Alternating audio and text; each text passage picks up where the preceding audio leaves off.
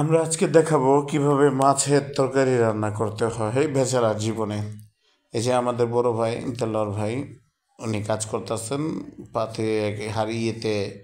এই কড়াইয়ে মাত্র তেল দিলেন, তেল দিয়ে তেলটা নাড়া দিচ্ছে।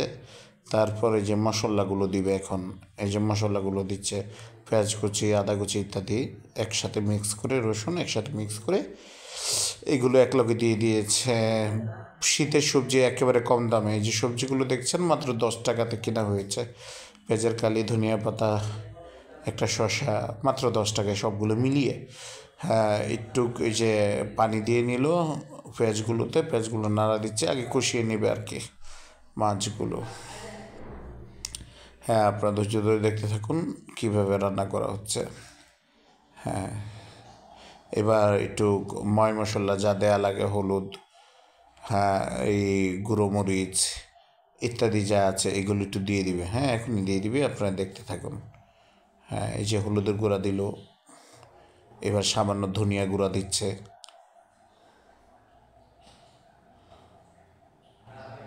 হ্যাঁ, এই যে ধনিয়া গুঁড়া দিয়ে দিল।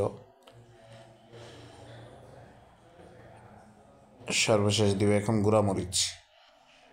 জি, একেবারে নিজেদের হাতে ভাঙানো গুঁড়া মরিচ। এই যে গুঁড়া মরিচটা দিয়ে দিল। হ্যাঁ, এই তো হয়ে গেল। হ্যাঁ, এই যে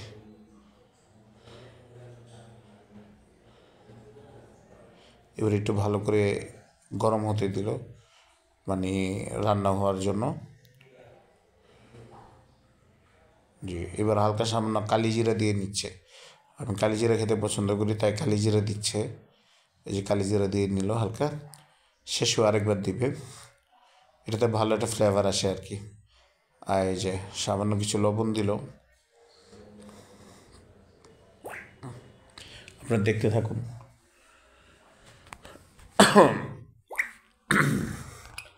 আপনারা চাইলে অবশ্য প্রতিদিনের রান্নার ভিডিও দেবো ইনশাল্লাহ।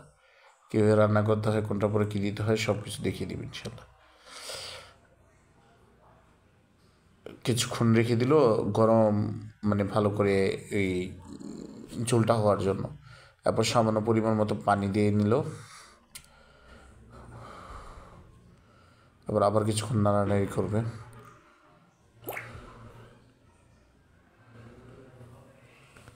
হ্যাঁ, এই যে নাড়ানাড়ি করছে। এবার মাছগুলো দিচ্ছে। মাছগুলো আগে ভালো করে ধুয়ে নিয়েছে। হ্যাঁ, মাছগুলো দিয়ে দিয়েছে। একে একে সবগুলো মাছ দিচ্ছে দেখুন। মাছের মাথাটা, 2টা মাছের মাথা।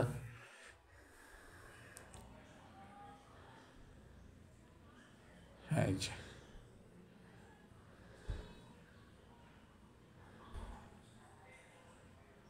মাছগুলো ইচ্ছে করে ভেজে নিয়ে নেই, কারণ একবারে ফ্রেশ মাছ এনেছি তো।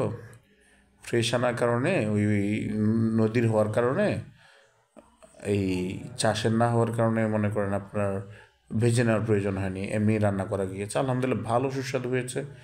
খাওয়ার পরে বলেছেন, খাওয়ার পরে ভয়েসগুলো দিচ্ছি। হ্যাঁ, এটা তো রান্না করার ভিডিওটা, রান্না করার পর খেয়ে দেখে ভয়েসগুলো দিচ্ছি।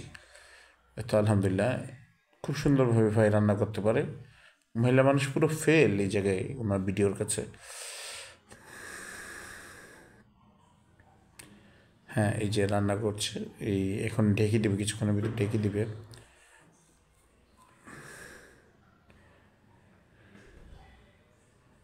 হ্যাঁ, তরকারি পুরোপুরি কমপ্লিট। এবার ঢেকে দিবে একটু পানি দিয়ে। এটুকু এই যে পরিমাণ মতো পানি দিল। পানি দেওয়ার পর এই একাচি রাখবে, এই আগুনেই থাকবে। তারপরে এই তরকারিটা একটু নাড়াচাড়া দিয়ে ঢেকে দিবে এখন। হ্যাঁ, এই যে ও এর মধ্যে কিছু ভেজিটেবলও দিবে, এই যে ভেজিটেবলগুলো দেখিয়েছে। ফুলকপি আছে, ডাঁটা আছে, টুকটাক ছোটোখাটো ভেজিটেবল যে আছে আর কি, এগুলো একটু দিয়ে নিবে। হ্যাঁ, এগুলো দিয়ে দিলে আর কি ফ্লেভারটা একটু চেঞ্জ হয়ে যাবে এবং ভেজিটেবলের ফ্লেভারটা পাবো। আর ভেজিটেবল তো শীতে অনেক সস্তা, দেখালামই, বললামই, ইতিমধ্যে তো বলেই দিয়েছি। হ্যাঁ, এই যে ফুলকপি, ডাঁটা, এগুলো সব একটু ধুয়ে নিই।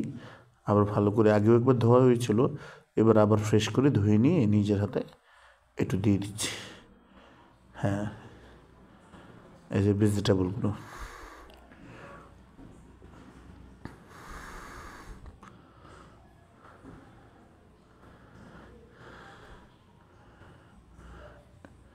আলহামদুলিল্লাহ সুন্দরভাবে রান্না শেষ প্রায়। এখন শুধু জাল হবে, আঁচ হবে, রান্না কমপ্লিট।